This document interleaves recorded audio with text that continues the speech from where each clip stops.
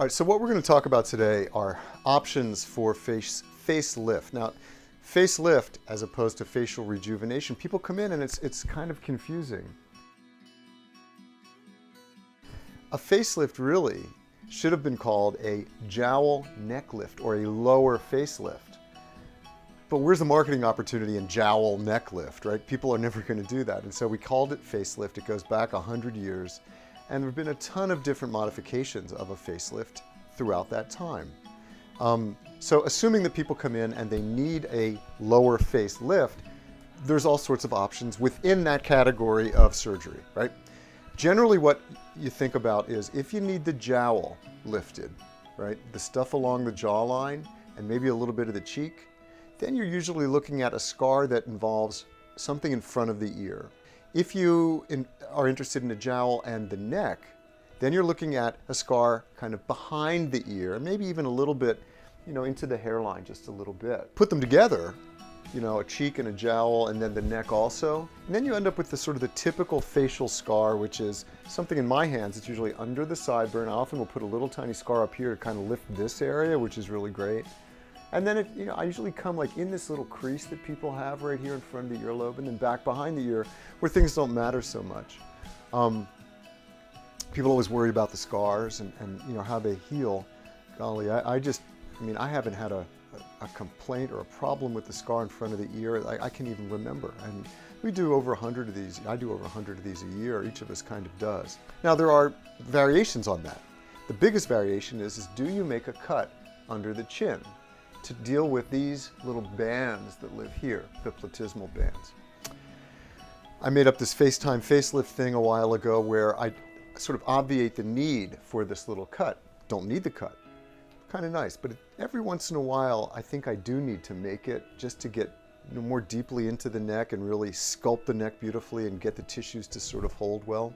So I'd say probably about a third of my facelifts, quote unquote facelifts, or cheek, jowl, neck lifts, as we now know to call them. I think maybe a third get a cut underneath here, the chin as well. It's a non-issue, that scar. They say that dogs and lovers see them, and neither one of them cares. So that's pretty much the case.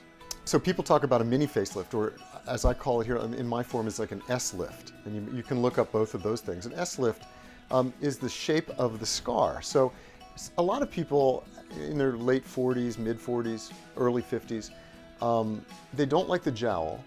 And this is more of a procedure specific for jowl and maybe a little bit of this fat pad that's drooping down. It involves a scar in front of the ear, dies behind the ear, and in my case has a little cut under the sideburn. And so I guess if you use your imagination, it looks like an S, and that's called an S-lift. It's, you undermine the skin, you lift the deeper tissues up, you put the stitches in there to hold it, and then you bring back the extra skin and trim it off artistically. And it's a great procedure. It doesn't handle the neck particularly well, and it certainly doesn't do anything for the eyes or the forehead, but it's great, and nothing for the mouth, but it's really great for the jawline. If we're talking about facelift, lower face, as part of a facial rejuvenation, right? What do we mean?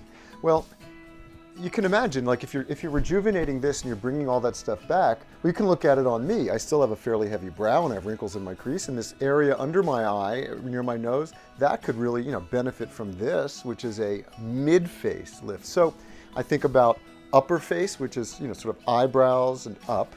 Then I think of the eye band area as another area. That's generally eyelids, upper and lower. There's a bunch of things you can do through lower, including a mid-face lift where you're gathering this tissue and elevating that. Then you get down to the lower face, which is the facelift stuff. And finally, there's the mouth, which isn't really affected by any of this, particularly the long upper lip as we get older, the downturned corners. These things are called marionette folds. All of these things you can deal with all of these things, but you have to recognize them as problems.